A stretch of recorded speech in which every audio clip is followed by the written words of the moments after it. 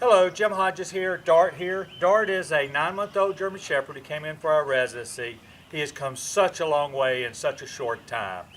When he first came in, he was pulling, going crazy, a lot anxious, a lot afraid of new situations. And we have taken him to the point that he's still going to be a little afraid. That's part of his genetic makeup, socialization. He's going to need a great deal of going forward. But he's come such a long way to trust his owner and to trust his leader, if you will be his leader. I'm going to go through the obedience right now. I want you to listen to my tone of voice. Listen to my inflection. Watch when I tap the leash, if I tap the leash. It is so important with him, as we've been going through in our lessons, that we don't pull the leash to get him to do what we want, that we tap and release, and that we praise him when he does what we want. We want to let him know, even when we're just walking, and he's obeying our walk, that he's being such a good boy. You remember my rule of thumb is we praise him 20 times more than we bite, okay? We want him to understand, and we want him to want to do the things that we ask. One of the things that defines Dart here is his prey drive. He doesn't have an over-the-top prey drive, but he does have a prey drive with other little animals and dogs, gets distracted pretty easy. Well, if I had him an obedience command right now, he would be having to pay more attention to me. But quite honestly, right here on the loose leash, I'm not too concerned. He's going to obey me. He's going to do the things that I ask him. If he gets too hung up on something, I'm going to start with the obedience and get his focus. So listen to my tone, listen to how I do things, and watch how I do things, and let's see where we go. Dart, you ready, buddy? Pray. Let's go. So our let's go, remember in our training, I want your hand right here by him right now, okay? Later you can give him more leash like I do, but right now I want it short and I want it loose. I want him to be right beside us, okay? He's not going to be pulling the leash, he's not going to be angling out this way, he's going to be right here. When we do stop and we ask him to SIT, if he doesn't do it, we're just going to pull right up on the leash like so, okay? Remember, let's go. Boy, we want to praise him a little bit. He's a little hand shy when he came in, and the hand shyness is just something that, just like with socialization, we have to work with. We're not going to make a lot of fast, exaggerated motions. We're going to take it nice and easy with him right now, okay? We're going to be deliberate. We're going to be calm, not only in our commands, but in general life with him, so he doesn't react to the stimulus of something fast moving, okay? Let's go. Good boy. Right here with me. We go wherever we want to go. We turn. Look at this guy. So if he did pull the leash, I would tap the leash in the direction. His head was getting low, like he was getting ready to smell the ground. If I thought he was going to do it, I would tap up into the let's go. If he started pulling me, I would tap back to my side. If he was behind me, I try to encourage him. If he tried to go out this way, I would tap the leash right back to my side. Anytime I tap the leash, remember that's a consequence, okay? I tap it, I'm going to tell him or no, and then I'm going to repeat the command. And then once he does it, I'm going to come back and give him a little bit of praise. Not as much as if he did it right the first time, but I want him to understand what we're trying to achieve and what's going to make me happy and him happy ultimately. Let's go. So we're tapping parallel. Remember, we're not pulling, tap and release. Good boy. I'm proud of you this morning. Let's go. So now we're going to go to the SIT command. My hand's right here. Sit. Good. Sit means sit. He has to hold that sit when I give him that command. He can't anticipate. He can't break the command. He has to hold it. If he starts to get up or if he doesn't sit, it's no, little tap and release, sit, good boy, okay? And again, he has to hold it while we're working. Hand signal, break, sit, atta boy. Nice, calm praise, okay? I've got a treat bag beside me, break.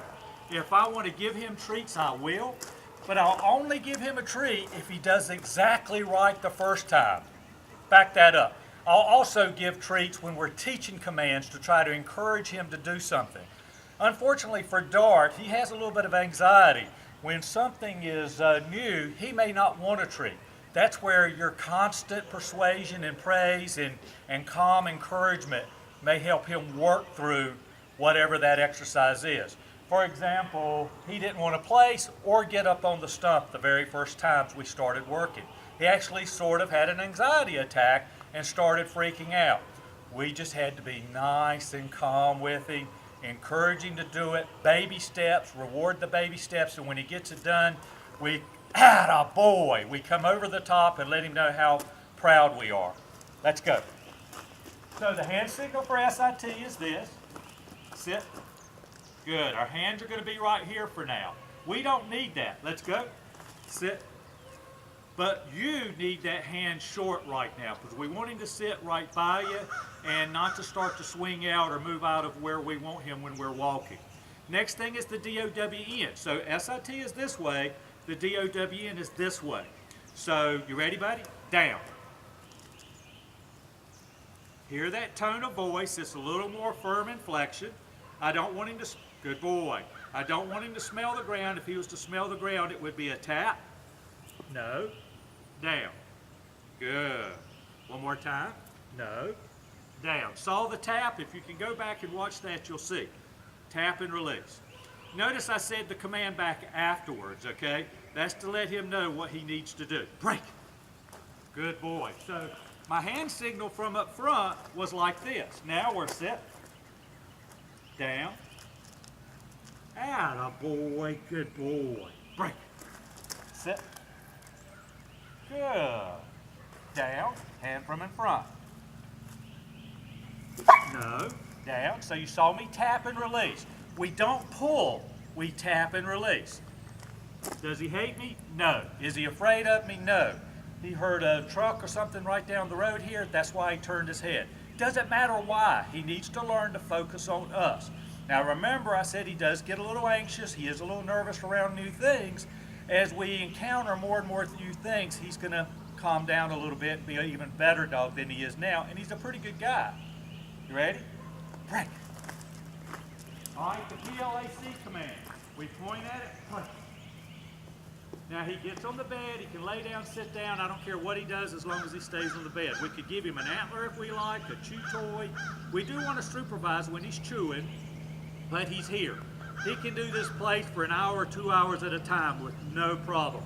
We can get up and move out of the room, do whatever we need to do. In the beginning, you're going to have the leash attached to him. And when you walk out of the room, he's probably going to get up from it. But you have to be ready, grab the leash, and when we have to provide a consequence, we tap back towards the center of the bed. No, no, no, place. And what are you going to do? Good boy, with a little bit of light praise, okay? He can do anything on this bed when we put him in that place except chew it up, okay, or get off of it. Now, one of the things that happens with the place command, and this is very important for you, this is a way of establishing your authority when you're relaxing and he's relaxing. Because you told him to place, he has to stay there, and he starts to assume your leadership and abide by it when necessary. How do we come out of it? Break. Good boy. Down. Just popped a command out of nowhere. Atta boy. Come. Good boy. Good boy. I might give him a little treat now. And when I give him a treat, I'll pet him, love him. Break. Good boy. So the hand signal for come was like this. I'm going to ask him to come on leash, and when I do, if he doesn't come to me, I'm going to tap the leash in my direction. Just like our let's go, we tap in the direction we want him to go. You saw the light tap, what did he do? He came right up to me and sat for me. The come command, that's what he would do. Come. He comes, he sits, good boy. Break. Let's talk about treats just a second. We don't use them over and over and over again. We use those to reward great behavior and to give him a little bit of a positive impact when he's working so that we keep it interesting, keep it exciting. When we give a treat, it's good boy, we pet, words, and touch. Break. Let's go. Another thing he had a hard time with was the load up command. The load up is load up. Atta boy, good boy. A lot of dogs get real confident when they do this. If you look at him, you can see, break. He's still a little unsure, but he's doing it real well. Nose off the ground. Good boy. So let's go. That's what we're doing now. He's on a loose leash. One of the other things I said is we need to exercise him. He needs to get out and go for walks when it's a nice day. He needs to have that edge taken off. Not just through obedience, not just through play, but through a nice, brisk, slow down and speed up, but walking exercise. Do obedience here and there. It's not a full 30 minutes of all obedience, but you're teaching him that you're in control when you get out away from your house. You're also giving him the over and over repetition of him seeing new environments and not having to worry, okay? His anxiety is genetic. It's also environmental. We probably could have socialized him a little bit better, but so many people don't realize it, what they need to do with puppies. You've probably done a really good job, but combine that with his genetic temperament for it to be a little anxious, it just makes it real hard. Doesn't mean we can't start to come back from it. We already have come back from it. It's just repetitions in a positive situation. The next thing is the heel command. Our heel command is he's right here beside us. Our leash is going to be real important right here as I was discussing with the Let's Go. We have an imaginary box. Our job is to keep him in that box, okay? When we stop, he sits automatically. I never stop in curves, because if I stop in a curve, he's going to be outside of my box. I'm always going to come out of a curve and take a few steps, try to make sure he's where I want him to be before I stop. He sits, and then he holds it.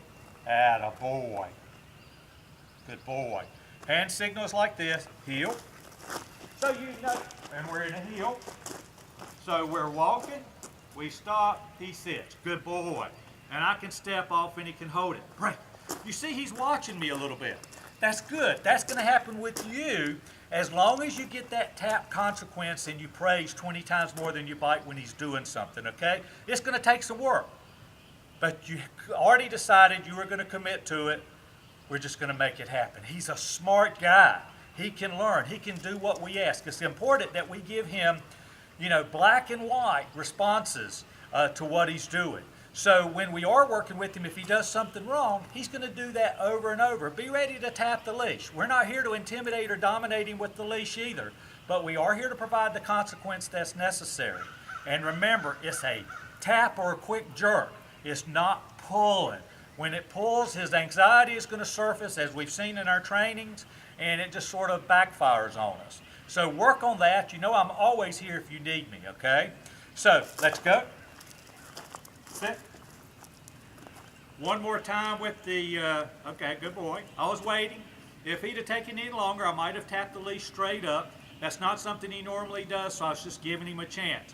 Now, if he continued to take that long, then I would be ready to tap that leash a little bit quicker. Watch my hand signal. Ah, boy, good boy. Right. That's a good boy. Good boy. He's also very sensitive around his body. See that? So we want to be nice and easy. Before, he used to bite me for this, or try to bite. Not aggressively, but he was really mouthy. So we want to touch him and guide him. We never play games with his head, like tapping him or roughhousing. Nice and easy. Maybe even, and this is another time we can do a treat. Nice and easy. Treat. Good boy. And he starts to learn that calm wins the day. Okay? Good boy. I think that was one of my sweet potato chews. Anytime I see him chewing on a little bit, I know that's where we are. Good boy. Let him finish. Of course, you can always call me at 336-945-3232. JimHodgesDogTraining.com is my website. Facebook is Jim Hodges Dog Training. You just do a search for it. All right, buddy, you got it done? So you notice I didn't really ask him a command while he, nah, but I'm not going to let him smell the ground to see if he can find any more treats. Hopefully you saw that. I'm not going to give him a command when he's got a treat that's taking him a while to get in, because it's just going to do nothing but confuse him, cause him to drop the treat, and lose focus. I can't think of anything else right now. If you need me, you got to pick up the phone and call me. I'm here to work with you anytime we need to. This is going to be a good guy. Just this next 4 to 6 weeks is going to be so important that you do the repetitions. Not just 10, 15. I always recommend 10, 15 minutes once a day inside, once a day outside, okay? But the little 30 seconds, the minutes are going to take great, great advances for him to learn, especially when he does it right and you get to praise him.